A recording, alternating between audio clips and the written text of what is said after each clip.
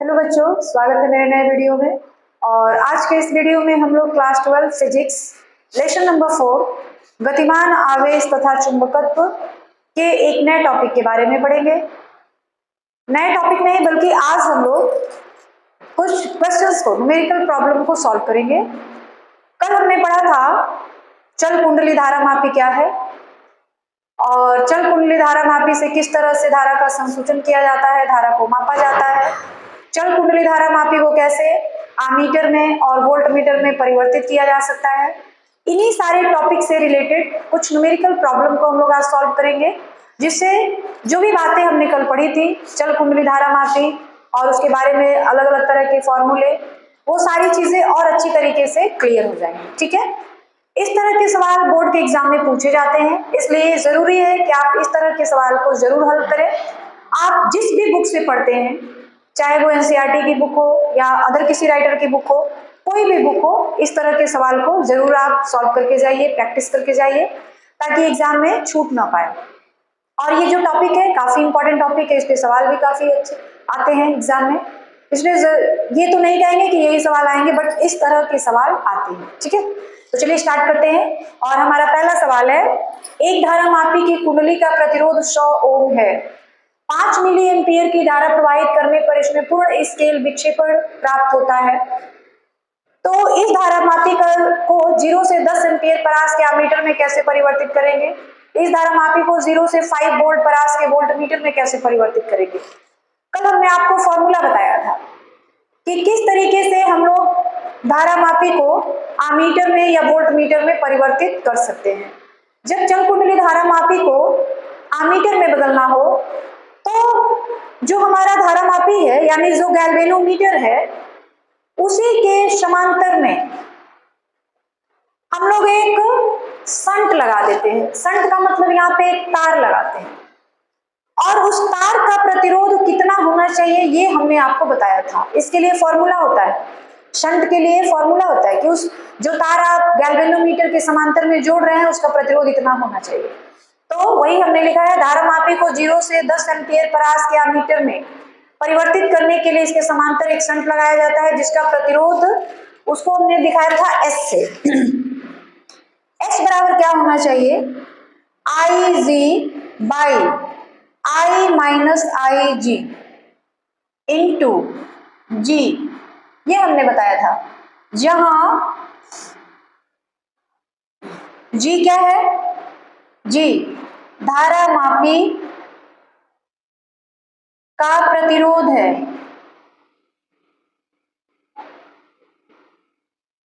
ठीक है।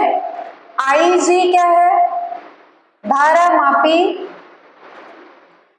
में प्रवाहित धारा है, प्रवाहित धारा है। और आई क्या है, तो परास है। धारा मापी को आप आमीटर कह सकते हो,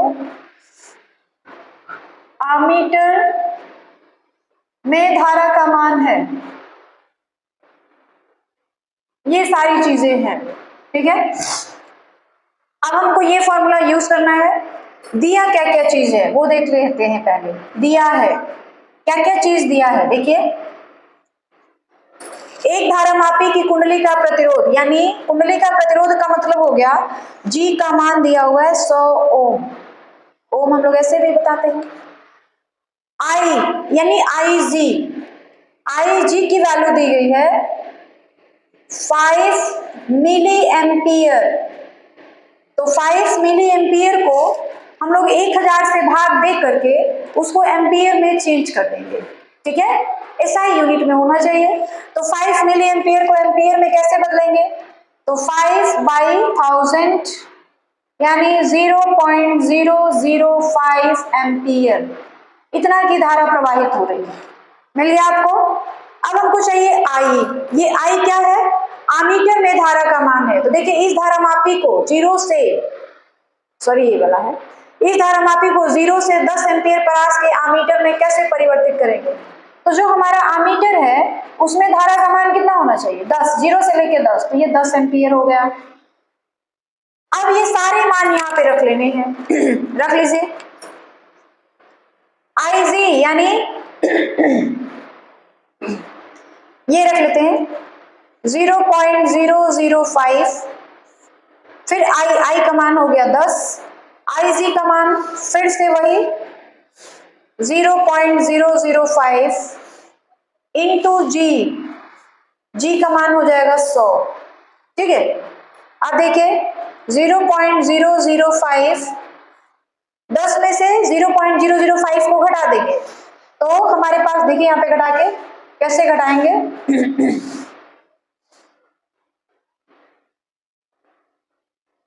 ऐसे घटाना है तो घटेगा नहीं, 10 में से यहाँ से ले लेंगे, 10 में से 5 गया 5, यहाँ बच जाएगा 9, यहाँ भी बच जाएगा 9.9, तो ये हो गया 9.995 इंटू 100। तो ये पॉइंट के बाद तीनों के पास सेम सेम अंक है तो कट जाएगा। अब हमारे पास क्या बचेगा, यहां से करते हैं 500 बाई 9995, इसको आप भाग देंगे तो आपको मिलेगा लगभग 0.05 ओम, लगभग, बिल्कुल इक्वल तो नहीं होगा, नियरली इक्वल टू ऐसे लिखेंगे मतलब लगभग इतना मान आएगा। तो ये हमारे पहले वाले क्वेश्चन का आंसर हो गया कि जो हमारा धारा मापी है उसको इतना ओम का संट लगाकर, यानी 0.05 ओम का संट लगा करके उस धारा मापी को हम लोग आमीटर में चेंज कर सकते हैं। और आमीटर क्या होता है, तो आमीटर एक ऐसा उपकरण होता है जिसकी सहायता से हम लोग किसी भी परिपथ में धारा को मापते हैं। और गैल्वेनोमीटर यानी धारा मापी क्या है, नाम तो है धारा मापी, लेकिन यह धारा मापने का काम नहीं करता है, यह करता है धारा को संसूचित करता है, बताता है कि जो आपका परिपथ है उसमें धारा का प्रवाह हो रहा है या नहीं हो रहा है। लेकिन जो अमीटर है वो हमको परफेक्टली बताता है कि आपने परिपथ में कितने एम्पियर का धारा प्रवाहित हो रहा है। ठीक है, अब इसी का जो दूसरा पार्ट है, दूसरा पार्ट क्या है, इस धारा मापी को 0 से 5 वोल्ट परास के वोल्ट मीटर में कैसे परिवर्तित करेंगे। तो वोल्ट मीटर क्या होता है, जिससे हम लोग किसी परिपथ के विभवांतर को नापते हैं। ये पहला क्वेश्चन का आंसर था और ये दूसरे का आंसर हो गया। तो दूसरे के लिए,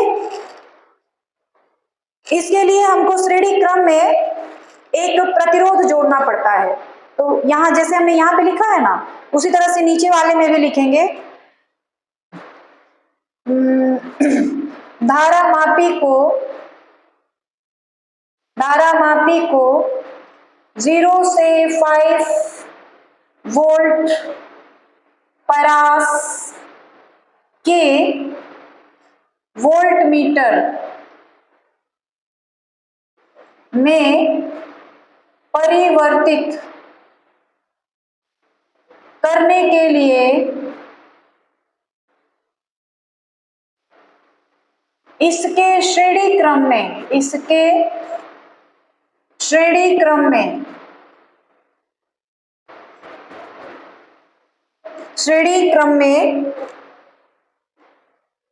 एक प्रतिरोध लगाया जाता है।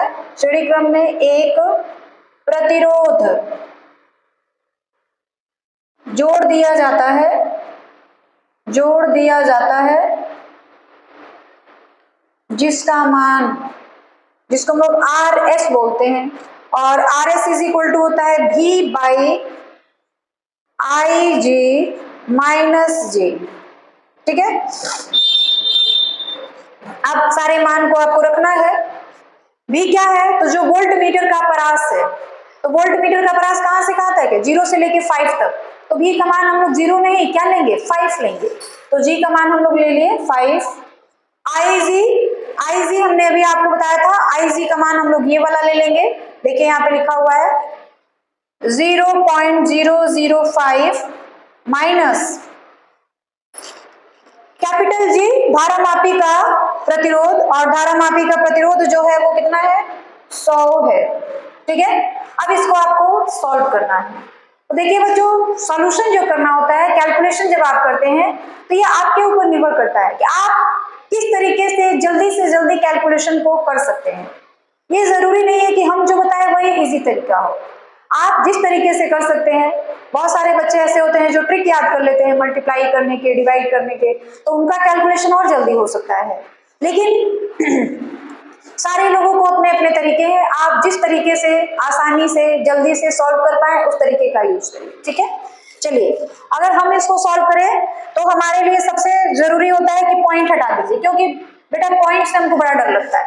हम ये नहीं चाहते हैं कि कहीं भी क्वेश्चन में पॉइंट हमको मिले, और हमको नहीं, हम जहां तक जानते हैं समझते हैं हर बच्चे को पॉइंट के गुणा करने में और डिवाइड करने में डिफिकल्टीज होती है, इसलिए जरूरी सबसे ये है कि आप पॉइंट को हटा दीजिए।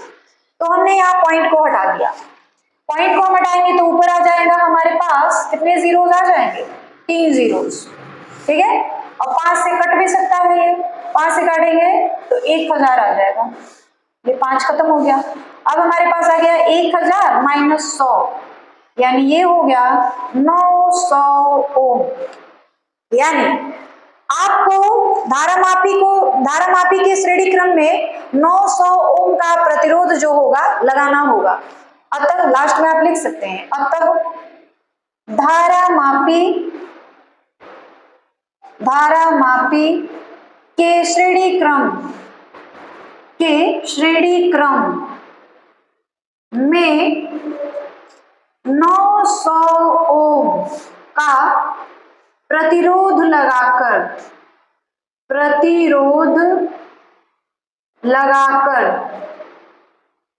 धारामापी को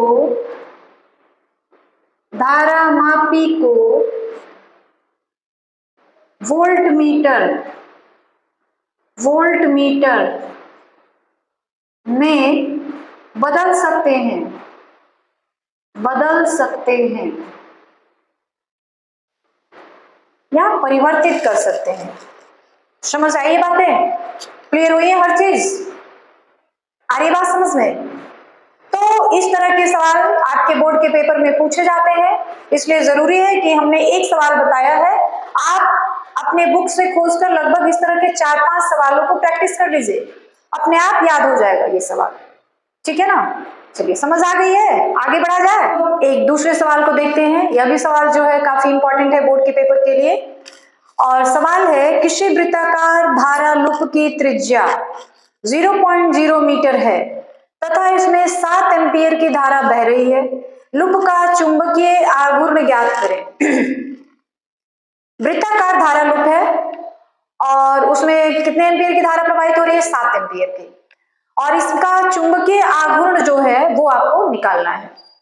तो वृत्ताकार धारा लूप के लिए चुंबकीय आघूर्ण का जो फॉर्मूला होता है वो होता है m बराबर, चुंबकीय आघूर्ण को हम लोग m से दिखाते हैं, m बराबर I इंटू ए, जहां I क्या है, लूप में जो धारा प्रवाहित हो रही है, और a क्या है, ये जो लूप है उसका क्षेत्रफल है।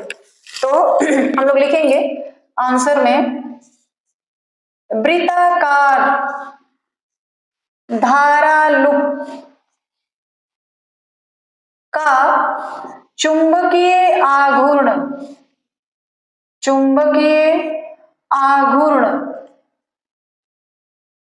m बराबर I इंटू ए होता है, ठीक है। I क्या है, धारा कितनी प्रवाहित हो रही है, 7 एम्पीयर की, और a जो हमारा लूप है वो कैसा है, वृत्ताकार है, तो लूप का क्षेत्रफल, लूप हमारा वृत्त के आकार का है और उसका क्षेत्रफल निकालना है, यानी हमको किसका क्षेत्रफल निकालना पड़ेगा, वृत्त का क्षेत्रफल निकालना पड़ेगा। तो वृत्त का क्षेत्रफल के लिए फॉर्मूला आपको आना चाहिए, वो होता है पाई आर स्क्वायर, जहां आर क्या है, वृत्त की त्रिज्या है। पाई की वैल्यू हमने रखा 22/7, आर की वैल्यू देखिए दी गई है 0.1 इंटू 0.01। ये बात क्लियर है, समझ आई है आपको अच्छे से कि हमने ये क्यों लिखा है, कहां से लिखा है, सब चीज क्लियर है, ठीक है।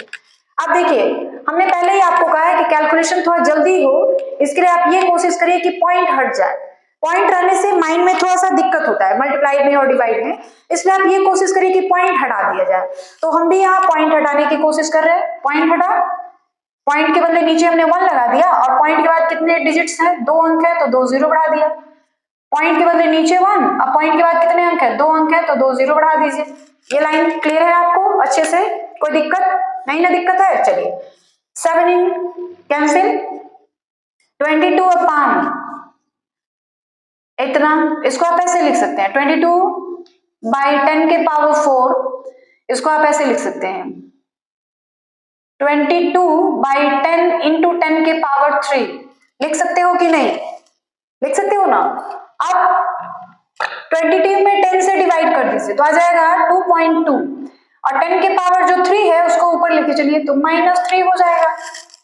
ठीक है, तो ये जो होगा चुंबकीय आघूर्ण का मान हो जाएगा और इसका मात्रक जो होता है एम्पियर मीटर स्क्वायर। इसका मात्रक लिख दीजिए एम्पियर मीटर स्क्वायर।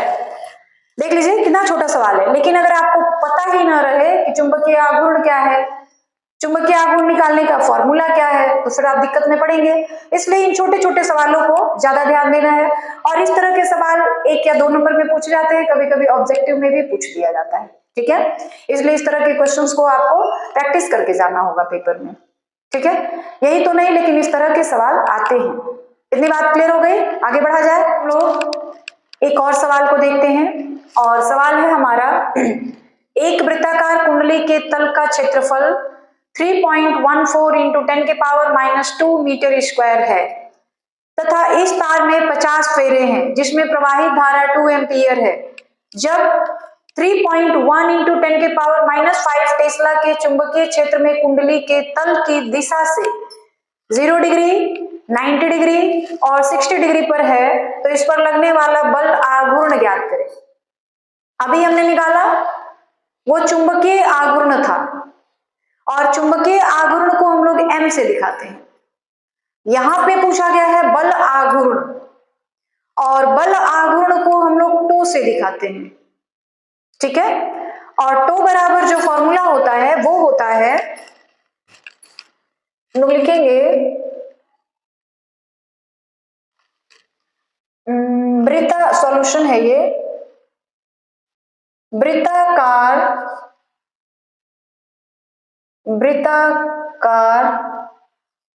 कुंडली पर लगने वाला बल आघूर्ण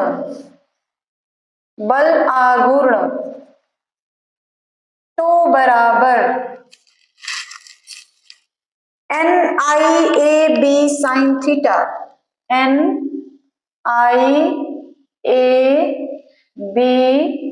sin थीटा होता है। थीटा की जगह पे ये सारे एंगल नहीं पुट करते हैं, थीटा की जगह पे 90 - 0 डिग्री, 90 - 90 डिग्री और 90 - 60 डिग्री पुट किया जाएगा। ठीक है ना, तो n क्या है, फेरों की संख्या है, I क्या है, जो वृत्ताकार कुंडली है उसमें प्रवाहित धारा है, A क्या है, वृत्ताकार कुंडली का क्षेत्रफल है, B क्या है, चुंबकीय क्षेत्र का मान है और साइन थीटा वो तल के साथ कितने डिग्री का एंगल कोण बना रहा है। ठीक है, तो चलिए स्टार्ट करते हैं। पहले वाले केस में जब थीटा = 0 डिग्री हो तब टो बराबर NIAB sin 90 - 0 डिग्री, NIAB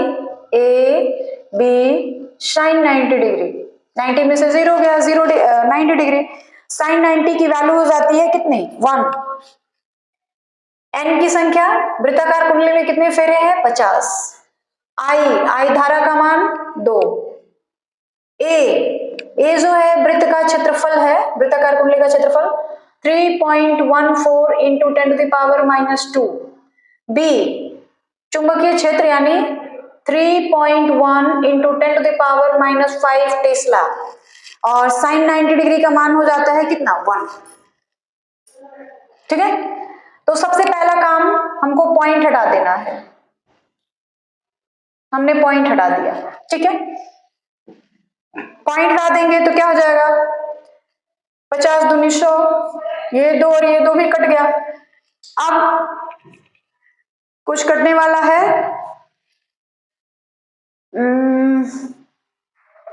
कुछ भी नहीं कटेगा, तो ये हो जाएगा 314 इंटू 31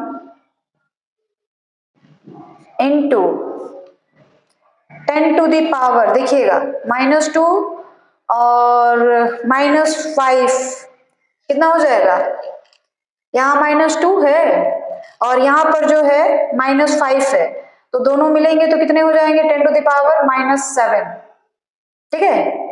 और फिर ये अगर हम लोग इसको नीचे, अच्छा छोड़ ही रहने दीजिए, इसको हम लोग ऊपर ला दे तो होगा 314 इंटू 31 10 के पावर -8।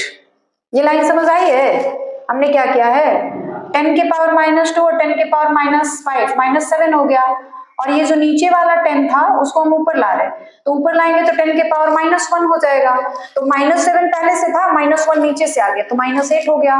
अब इन दोनों को मल्टीप्लाई कर दिया जाए, तो इन दोनों को मल्टीप्लाई करेंगे तो आ जाएगा हमारे पास 9734 इंटू 10 के पावर -8, ठीक है। अब जब भी हम लोग आंसर लिखते हैं, हमें आपको पहले भी बताया था और आज भी बता रहे हैं कि जब भी हम लोग इस तरह से आंसर लिखते हैं तो मानक रूप में लिखते हैं।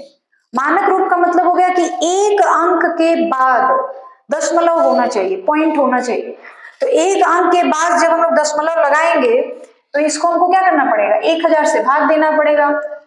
जब आपने 1000 से भाग दिया तो 1000 से गुणा भी करना पड़ेगा आपको, तो इसको जब हम लोग 1000 से भाग दे देंगे इसको, तो हमको मिल जाएगा कितना, 9.734, और इसमें जब हम लोग 10 के पावर 3 ऐड कर देंगे तो आ जाएगा 10 के पावर -5, और इसका मात्रक क्या हो जाएगा, न्यूटन मीटर, ठीक है। तो जो है इसका मात्रक हो जाएगा न्यूटन मीटर, यानी जो बल आघूर्ण है उसका मान हो गया 9.734 into 10 to the power -5 newton metre.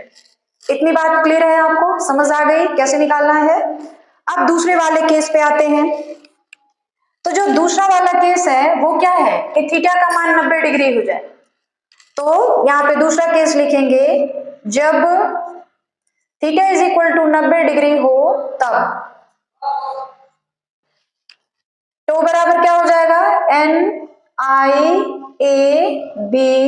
Sign 90 minus 90, sine 90 minus sine, मतलब साइन 90 माइनस 90 0, साइन 0 का मान 0, यानी ये टोटल कितना हो जाएगा, 0 के बराबर हो जाएगा। साइन 0 डिग्री की वैल्यू 0 होती है, तो टोटल आ गया हमारा 0। ये बात समझ आई है। कोई भी नंबर हो, NIAB का मान कुछ भी मिला हो आपको, जब साइन 0 से उसको इंटू करेंगे तो साइन 0 का मान 0 होता है, टोटल गुणा होकर कितना आ जाएगा, 0 आ जाएगा। इतनी बात समझ आ गई। अब तीसरा जो है, जब थीटा का मान 60 डिग्री हो तब, तो इज इक्वल टू क्या हो जाएगा, NIAB साइन 90 माइनस 60, ठीक है। तो ये क्या हो जाएगा, NIAB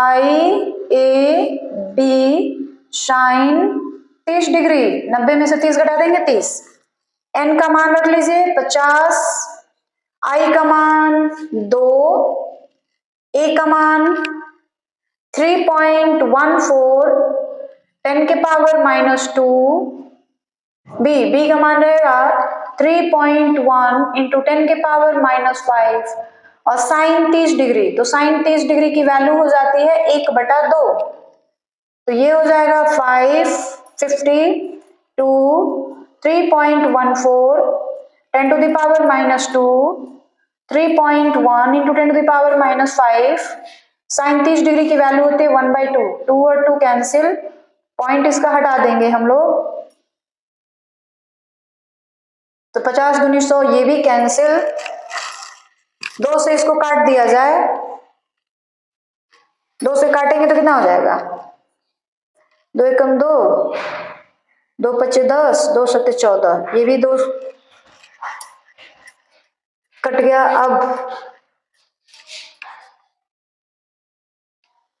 इन सबको अगर हम लोग इंटू कर दें तो आ जाएगा 157 into 31 into 10 to the power -7, ठीक है।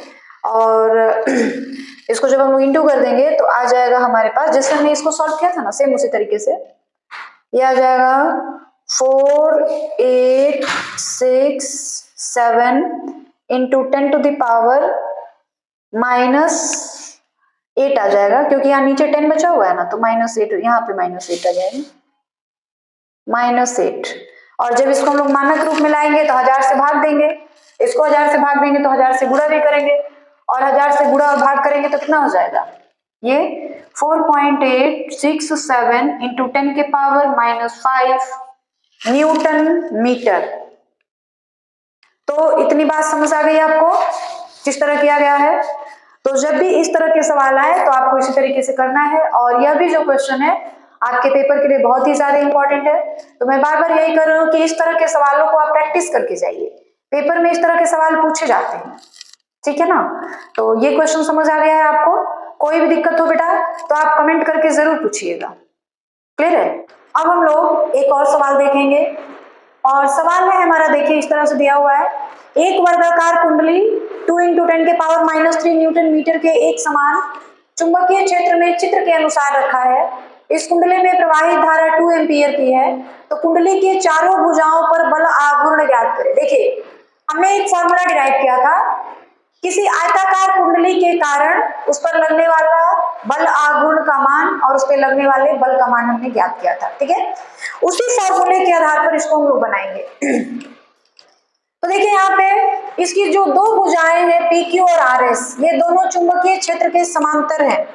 यह जो है ना आपका चुंबकीय क्षेत्र का मान दिया है, उसकी दिशा दी गई, तो उसी के समांतर है। तो लिखेंगे सॉल्यूशन, भुजा पी क्यू तथा आर एस चुंबकीय क्षेत्र के समांतर है, अतः इन भुजाओं पर बल आघूर्ण शून्य होगा। आगे बात समझ में, क्यों शून्य होगा, क्योंकि ये जो चुंबकीय क्षेत्र के समांतर है ये दोनों भुजाएं, इसलिए अब भुजा पी आर तथा क्यू एस पर बल आघूर्ण समान होगा और बल भी समान होगा,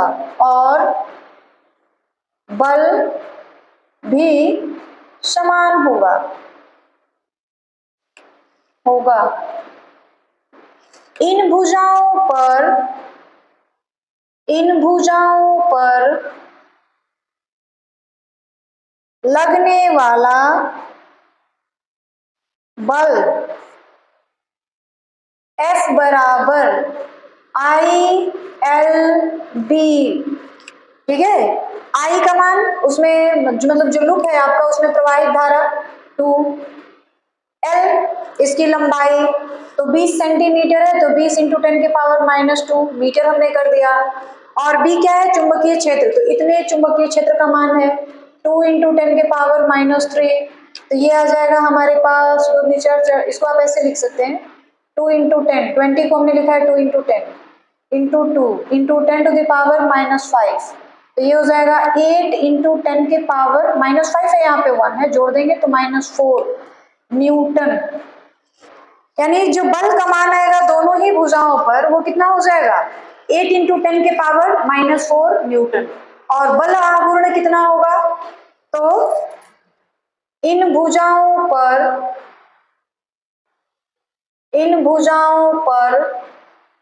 लगने वाला बल आघूर्ण वो क्या हो जाएगा, तो बराबर बल आघूर्ण को लोग तो से दिखाते हैं ना, तो बराबर N I A B sine theta. तो साइन थीटा जो है भुजाओं का जो बीच का कोण होता है, मतलब जो हमारा वर्ग है, वर्ग की प्रत्येक भुजा कितने की होती है, प्रत्येक कोण कितने डिग्री का होता है, 90 डिग्री का होता है। तो 90 लिख लिया जाएगा, यानी साइन 90 डिग्री का मान हो जाता है एक NIAB। या आप ऐसे भी कह सकते हैं, कोई कोण तो दिया नहीं है इसमें कि कितने डिग्री का कोण बन रहा है, तो साइन 0 लेंगे, और साइन 0 लेंगे तो साइन 90 माइनस 0 लिखेंगे। या थीटा का मान जब अधिकतम होता है तो सॉरी, बल आघूर्ण का मान जब अधिकतम होता है तो थीटा का मान हम लोग 90 डिग्री ले लेते हैं। जब भी बल आघूर्ण का मान अधिकतम होता है, थीटा का मान हम लोग 90 डिग्री ले लेते हैं। यानी यहाँ पर भी हम लोग थीटा का मान कितना ले लें, 90 डिग्री। यानी साइन 90 डिग्री का मान कितना हो गया, 1। तो साइन 90 डिग्री का मान हो गया 1। अब n की जगह फेरों की संख्या, इस तरह से देखिए, तार के कितने फेरे बनाए गए हैं, 1। तो फेरों की संख्या हो जाएगी 1। आई कितने एम्पीयर की धारा बह रही है, 2। ए क्षेत्रफल, वर्ग का क्षेत्रफल, तो वर्ग का क्षेत्रफल क्या होता है, भुजा इंटू भुजा, भुजा सेंटीमीटर में, उसको मीटर में कर लेंगे। बी का मान है 2 × 10⁻³ अब इन सारे को हम लोग हल कर दें तो हो जाएगा 2 × 10, 20 को हमने लिखा 2 × 10, इस 20 को 2 × 10, और ये वाला 2 यहाँ आ गया। अब 10⁻⁻7 हो गया, -7, और ये उसमें से 2 माइनस कर देंगे तो आ जाएगा कितना, 2 × 2 4, 4 × 2 8, 8 × 2 16। तो ये हो जाएगा 16 × 10⁻⁻7, उसमें 2 ऐड कर देंगे यानी -5। इसको मानक रूप में लाना पड़ेगा, तो मानक रूप में लाने के लिए क्या करेंगे, 10 से डिवाइड करेंगे तो 10 से इंटू भी करेंगे। इसको 10 से डिवाइड करेंगे तो हो जाएगा 1.6, और इसको 10 से इंटू करेंगे तो हो जाएगा 10⁻⁻4 न्यूटन मीटर। बल आघूर्ण है तो बल आघूर्ण का जो मात्रक होता है न्यूटन मीटर होता है, तो ये हो जाएगा न्यूटन मीटर। आई बात समझ में? तो इस तरीके से आप इस क्वेश्चन को हल कर सकते हैं। आई है बात समझ में? तो इस तरह के सवाल आएंगे तो आप इसको आसानी से हल कर सकते हैं, चाहे ये वर्गाकार कुंडली हो या फिर आयताकार कुंडली हो, दोनों के लिए हमको यही वाला फॉर्मूला अप्लाई करना है। चुंबकीय क्षेत्र के समांतर जो भी भुजा होंगी, चाहे वो आयत हो चाहे वो वर्ग हो, उस पर जो टो का मान होगा, बल आघूर्ण का मान होगा, 0 हो जाएगा। लेकिन उसके लंबवत जो भुजाएं होंगी चुंबकीय क्षेत्र के लंबवत, वहां पर बल आघूर्ण का मान मिलेगा। साइन यहाँ पे हम लोग 90 डिग्री रख लेंगे, क्योंकि थीटा का लंबवत है तो थीटा का मान 90 डिग्री ही रखा जाएगा। और इस तरीके से इस सवाल को हम लोग हल कर सकते हैं। और आज के वीडियो में बस इतना ही। और आज जो है चैप्टर नंबर 4 पूरी तरीके से खत्म हो गया है। जितने भी इंपॉर्टेंट टॉपिक्स थे और जितने भी हमारे हिसाब से न्यूमेरिकल प्रॉब्लम इंपॉर्टेंट है वो हमने सारे सॉल्व करवा दिए हैं, सारे इंपॉर्टेंट टॉपिक्स हमने बता दिए हैं। और आज जो है चैप्टर नंबर 4 आपका यहीं पे खत्म हो जाता है, ठीक है। और लास्ट में मैं यही कहना चाहूंगी कि अगर आप हमारे वीडियो को रोज देखते हैं, हमारे वीडियोज आपको अच्छे लगते हैं, तो प्लीज हमारे वीडियो को ज्यादा से ज्यादा लाइक, सब्सक्राइब और शेयर करें, कमेंट करें, ताकि मुझे अपनी कमियों का पता चल सके और मैं उसे दूर कर सकूं। बार बार बच्चे कमेंट कर रहे हैं कि वीडियो की क्वालिटी सही नहीं जा रही है, तो इस पे मैं ध्यान दूंगी कि वीडियो की क्वालिटी जो है वो अच्छे से जाए, और जो उसमें साउंड हो रहे हैं उनको भी मैं कोशिश करूंगी कि रिमूव कर दिया जाए, ठीक है।